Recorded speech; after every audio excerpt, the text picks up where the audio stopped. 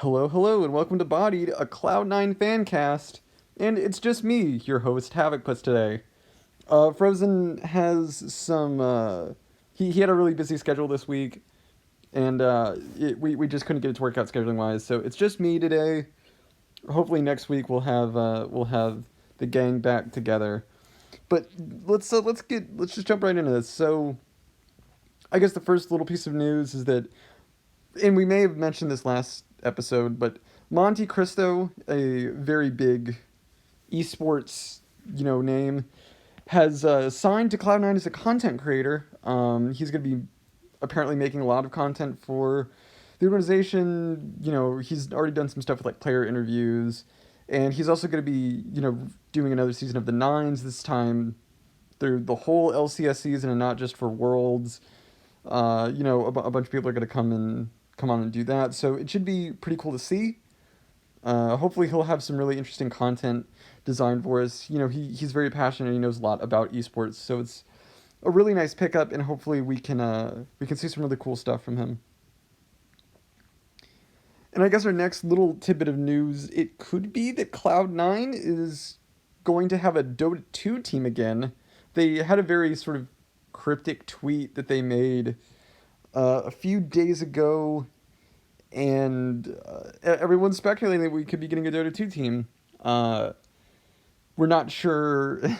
We're not sure when or if that will happen. They could just be pulling our legs. It could be that, hey, we want to try Dota 2 again, and we have a team for it. So we'll have to see. We'll definitely keep a lookout. I'm kind of hoping that they do have one, because Dota 2 is a very interesting game, and it's certainly one that, when we did have a team, it was very fun to kind of watch.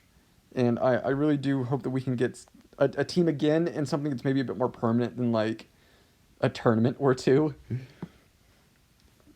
But we'll have to see, and we'll keep everyone updated. I guess the first big news, the CSGO boys were at DreamHack Leipzig over the weekend.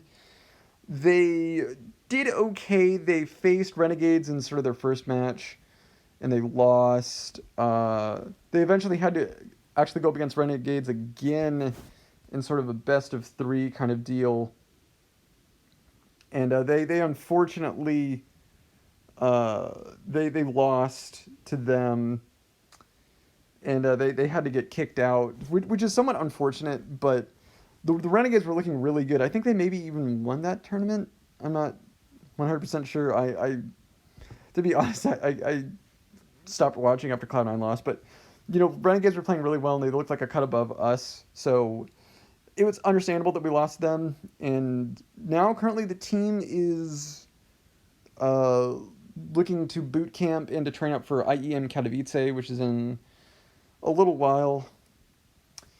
But on other CSGO type news, today, at least from when I'm recording, is January 28th, which is the anniversary of the Boston Major victory, and everyone is talking about that a little bit. And it's nice to kind of remember that was the thing that happened, and it was a very positive win for us. And looking down memory lane and everything, so it was really good to see that, and to see people talking about it. I know I remember watching it and just getting so excited that we won, and to feel this moment that Cloud9 was absolutely the best. We were sort of the world champions in a thing, and to see that and to experience that was such a great feeling. And I'm really, really glad that that did happen. It sucks that the CSGO program had taken its dips and nosedives since then, but in that moment, it was a very great thing to experience. And I guess that the last thing in terms of CSGO is that Cloud9 is going to be one of the organizations taking up this B-Site League. Now, that's not its official name, but Thorin is, I believe, the creative director along with that. It's like Cloud9, Mad Lions, I think like MIBR, and a few other organizations are going to be involved. And it's sort of this franchised, I guess, approach to CSGO, and it seems to be kind of going through a different route than sort of the more tournament circuit based approach that ECS is or ESL has kind of done. At least that's my understanding of it. It seems like a really good idea. I think that with their experience with LCS and as well as the Overwatch League, I think that, and as well as probably I think Rocket League. I think Rocket League is also franchised to some extent. So taking all of their experience with franchise leagues, they seem to know what they're doing as well as they see it as a much more positive, more financially profitable means of doing esports rather than this whole tournament focus thing. I remember reading it was an interview with Dan Fiden, who is Cloud9's president. And I can't remember if it was an interview or it was them having like a stakeholders meeting and kind of breaking down. I can't remember, but the interview basically he was saying how our Rainbow Six team is actually much more profitable than our CS:GO team. If you can think about that for a minute, our Rainbow Six team that's over in Korea, I can only imagine viewership numbers for them among Cloud9 fans. Most of them are in Europe or North America, so it's very difficult for us, or the majority of us, to just watch the Rainbow Six match, right? If you can think of that for a minute and realize that this is a team that is very small. It probably has a small following. Rainbow Six is not probably nearly as big of an esport as CSGO, but with things like in-game monetized content and perhaps probably how the Rainbow Six scene works versus how the CSGO scene works, the Rainbow Six team is more profitable than the CSGO team. And I think that that's something that definitely is a wake-up call and needs to be changed. I've been seeing other reports of, the CSGO scene not being as profitable for anybody. It seems that to really make a profit, you have to go to these tournaments and are consistently having to place within probably the top percentile, and maybe like the top 4 to make your money back of investing in terms of paychecks to your staff and your players, paying for travel and hotel accommodations or whatever. So,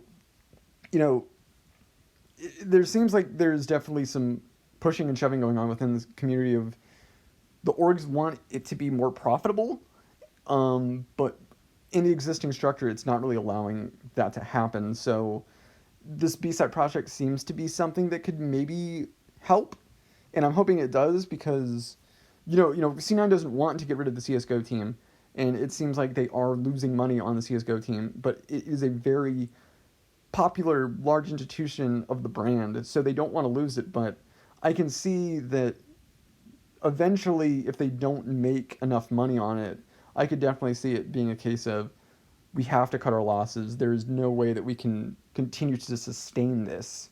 So it could be that the B-Site League is something that will at least alleviate a little bit of that sort of financial burden that CS is kind of causing. At least that's from my understanding from reading things about it, the whole situation.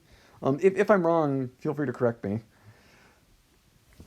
But hopefully we can get more news about that. I'm actually really curious as to how the league is going to function and who all is going to participate and everything. But moving on, for a little tiny bit, Mango went to Genesis 7. He had a pretty good run. He came up third. He was at the losers finals, and he had to play against Hungrybox, and he unfortunately lost. But third place, I think, is really good for Mango. I know that he's looking to have a much better 2020 than he had struggles last year, and I think he's trying to make 2020 a more competitive year for Mango. But I think third place is great. I think third place is a good start for the year. It's not probably the result he wanted. And he looked like he was, up until he lost like the winners finals. In the bracket, it was looking like he was going to go all the way to the grand finals, and it was going to be like his tournament up until he had a few unfortunate matches. But I think third place is great. I think that that's something he can, put on the mantle there and look towards the next event, and hopefully he can do a bit better. And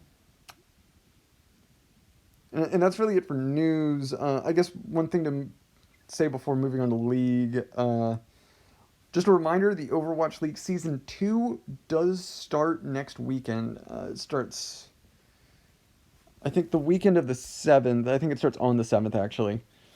So make sure to tune in. Make sure to support the London Spitfire in our matches. This is a new squad. I've been talking about them incessantly because I want people to get excited and I want people to be like, hey, we should give London a shot, even though it's a completely different team. They're a bunch of new players, and I think they definitely need fan support. So I think that it would be good to tune in and watch. So do that, and yeah, go team. But moving on, I guess the main event, as it were, with League of Legends. The Academy team did have a couple matches that I actually do want to talk about. The Academy Rush stream that happened Friday, along with sort of my thoughts on the format, and it was just really odd.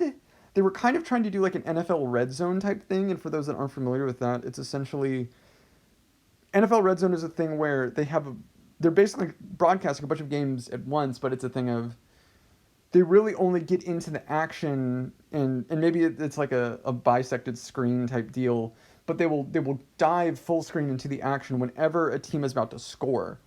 So you can essentially watch multiple games at once and only really tune in when there's something really happening, you know.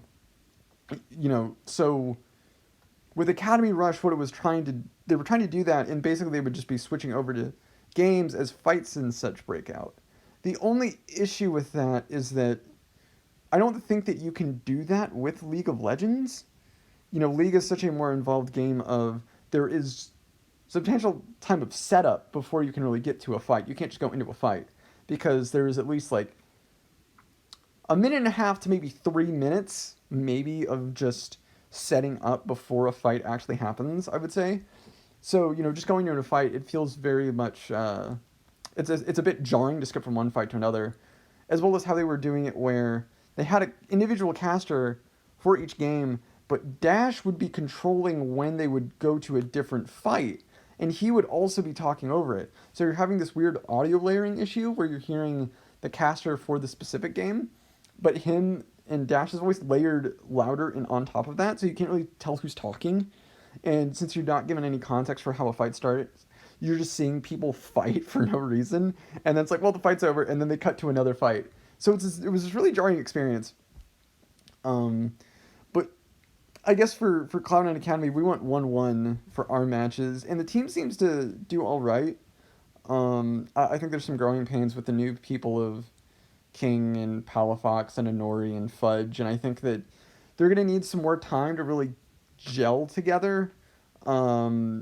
Watching how they played, there were parts where it looked like, they were playing really well, but there were other parts, especially with the match, I think it was Sunday? It might have been Sunday, but Saturday or Sunday, I can't remember. But their match that they played on stage after all the other matches had finished, it was against Golden Guardians Academy. But how they played there, it seemed very much more mistake heavy, and the team seemed to really struggle at some points. And I think that that's just things that you have to iron out through the season with Rainover, as well as their draft. I didn't like the draft for Golden Guardian, the Academy Guardians match at all. But turning to the LCS team, I'm actually really pleased with how this weekend went. I know it's only the first week. I typically judge how teams are going to kind of be trajecting after like week 3, just because you don't really get a sense of where they're going until you've seen them play a little bit. And I think week 3 is always like the good like time for judgment kind of thing. But this week we played really well. There was really only a few moments of just some mistakes in the early game. Licorice face checking a bush, or Licorice kind of getting caught out, or taking a fight maybe he shouldn't have or something. But overall, I'm really pleased with how the roster has played so far. I'm actually really surprised, particularly how Blabber and Niski have been playing. They've been exhibiting a large amount of control in their play and over the game, and I was actually very surprised by that. Especially in the Team Liquid match, Niski was controlling the game so well with his Vigor cages, and everyone was zoning Team Liquid out very well. And it never felt like a thing of they're starting a fight just because they want to start a fight and they feel they need to start a fight. They were exerting pressure without feeling they had to just jump in like idiots and just start punching people. Um, I can't say how much Sven is really doing. It does feel good to have an AD carry, in a bot lane, I guess, in the larger sense, that isn't just down by 10 to 20 CS at 15 minutes constantly. We were able to hold our own. I think he was actually up in CS against Double Lift, and I think he was up in CS a bit in the Golden Guardians match, but I think he might have been a little bit behind. I can't remember. Vulcan was actually roaming a lot on Nautilus in his Golden Guardians match, but it was great to see that he was able to hold his own 2v1 in a laning setting, without dying or making some mistakes that Sneaky might have made. But I'm pleased with how the bot lane is performing so far. I'm pleased to see that, I guess Blabber, since he is starting, he is getting a lot more scrim time and he's getting a lot more just coaching resources. It seems like he's growing and has grown more as a player. I'm really curious to see how he will do next week and in the weeks to come, just to see if we can build off of that. We can maybe improve some of our early game issues and really improve as a team. Watching some of the other games, some other teams, I'm not sure who's a threat yet. Some question marks for me are probably teams like TSM. That seems to be a ship that's, I don't want to say it's already sailed since it's only been the first week, but they look super rough. And that could just be just how the culture within TSM has settled and how their management works. But it's going to be a rough season for them. Dignitas looks really scary because they look really strong. So does FlyQuest. There are teams that look strong. I'm sure that Team Liquid, they look all right, but I'm sure that they will proceed to get stronger as the season goes on, as well as once their visa issues with Broxa work out. I'm also kind of surprised with how Evil Geniuses played. They seem somewhat weak despite having, they have Kumo, Svenskeren, and Zazel. These are three players that they have played with. They played together a lot. They should know how at least they function, and it should be at least less difficult to integrate, Jizuke and Bang into how they play and how they function. But it seems that the team's just really struggling in terms of decision making and just how to do things, and it could be that Sven's struggling because he doesn't have the strong lanes that he did on C9, and Jizuke isn't Niski, and Kumo is not exactly Licorice, or so it's a lot of things. I'm really going to be trying to watch Evil Geniuses just because it seems to be kind of a Cloud9 light team, because they do have 3/5 of the team being former Cloud9 players, as well as Jizuki and Bang probably have very similar styles to Niski and Sneaky. So we'll just have to see, but I'll be have my eye on them. But looking forward to next week. Cloud9 plays this Saturday at 7 p.m. Eastern against Immortals, and then 5 p.m. Eastern on Sunday against 100 Thieves. And honestly, I think with how we've played this weekend, barring some early game mistakes, we should have a pretty good, another good 2-0 week. Immortals looks like garbage, and watching their games, this team just does not look all that great. I think that out of the roster that they have, I would say only a few people really stand out. And I think 100 Thieves, of course, is they have a decent roster, but I just, it seems like something isn't really gelling with them. And even though they have someone like Meteos as their jungler, they're still kind of struggling, I think, to do some things within the game. So I think that we should do well, and I think we should have another 2-0 week. I would be shocked if we lost to Immortals, considering how poor, and just poorly built the roster is. I would say that 100 Thieves maybe gives us a bit more difficulties, but we'll have to see. I'm looking forward to another 2-0 week. I really want to see some more from Sven, just because he was quiet this weekend, because it was mostly our engagers and Blabber and Vulcan, and probably to a lesser extent Licorice. So which is to be expected. That's kind of how C9 has seemed to have evolved. You know, it's more of you have your engagers and your enablers that want to engage, and then you have some sort of the more of the quiet people like Sven, your AD carry, kind of just sitting there and following up afterwards. Um, but we'll have to see. I'm really excited. Hopefully C9 can get another 2 a week, and we will see you then. So goodbye.